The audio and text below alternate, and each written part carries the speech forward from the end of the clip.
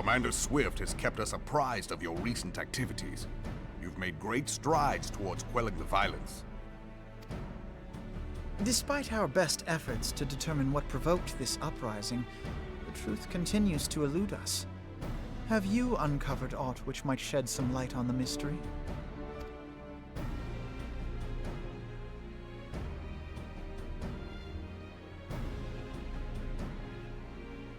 This information does not leave this room. The Syndicate's decision to reject the Doman refugees' appeal for asylum had lasting repercussions. A number of those displaced by the Calamity claimed it was proof of a policy of discrimination. Together with a group of Alamegan refugees, they organized a series of demonstrations to protest against the Sultanate. Demonstrations which became heated, but did not descend into violence. Until a certain incident served as a call to arms. A unit of brass blades sent to supervise a demonstration loosed arrows upon unarmed protesters. It was this atrocity which prompted the refugees to take up arms. I need not tell you what followed. We assumed at first that the attack was born of a miscommunication. When emotions run high, they happen. But suspicions were raised regarding the unit's commanding officer, whom I ordered interrogated. Sure enough, our fears were soon confirmed. The dog confessed that a merchant had offered him coin to give the order. A merchant in the employ of Teleji Adeleji. Teleji Adeleji. But he spoke in favor of the Doman's cause, and has ever seemed sympathetic towards the refugees' plight. Why would he do such a thing? Know you of the Cartano Reclamation Bill? It is a proposal to annex the Cartano Flats so that refugees may establish permanent settlements. When last I looked, that was disputed territory. Aye. Some might even call it a battlefield.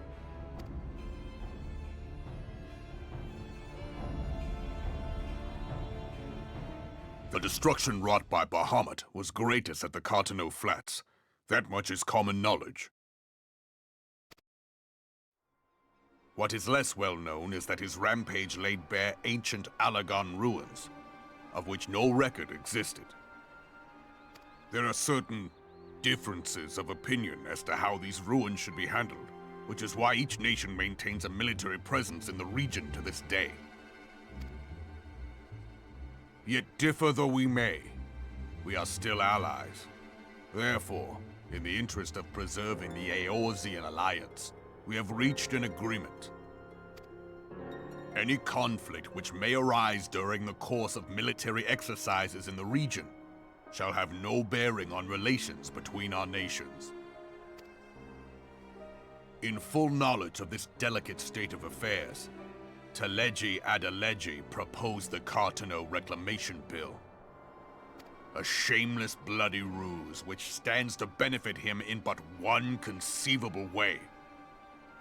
If successful, he will gain control over the disputed territory under the guise of assisting in the resettlement effort. And you can be sure he'll build an orphanage next to every Alagon ruin.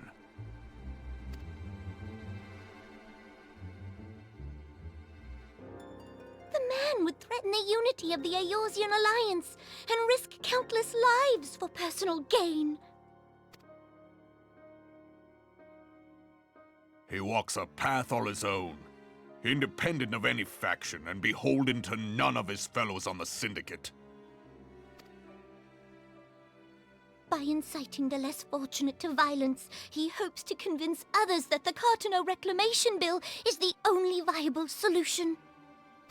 His sympathy for the plight of the Domans was not but posturing to gain credibility with the refugees. Of that there can be no doubt.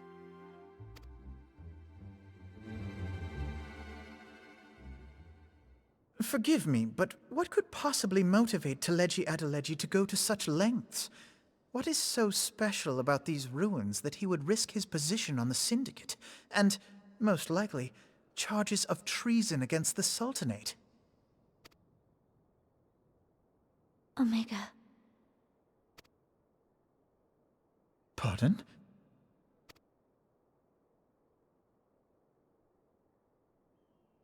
An Oligon monstrosity, not unlike the Ultima weapon.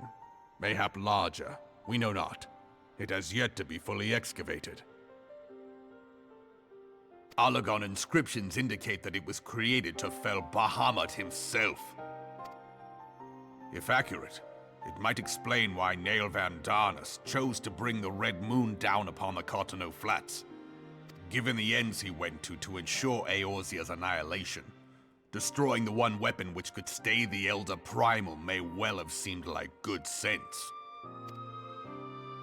When first I bore witness to the power of the Ultima weapon, I doubted the evidence of my senses. And now you tell me there is another such weapon, one which could contend with Bahamut. Bahamut! Aye, we were skeptical ourselves. Truth be told, until the Ultima weapon's existence came to light, we thought the inscription had been mistranslated. At present, Omega is more akin to a fossil than a tool of war, having long since ceased to function. As such, its true potential cannot accurately be gauged. However, if someone were to restore it, as the Garleans did the Ultima weapon, I have little doubt that he would wield untold power. Power enough to subjugate Uldar like as not, and the rest of Eorzea besides, which is doubtless why Teleji Adeleji yearns to have it. That he should aspire to world domination. He who has ever walked 2 paces behind Lord Lolorito in matters of commerce. 'Tis in acknowledgement of his own limitations that he seeks this power. Woe betide us all should we allow him to have it.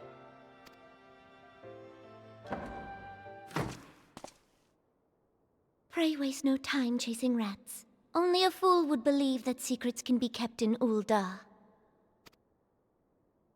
It would seem the implications of the Sultanate's refugee problem are rather more far-reaching than we assumed.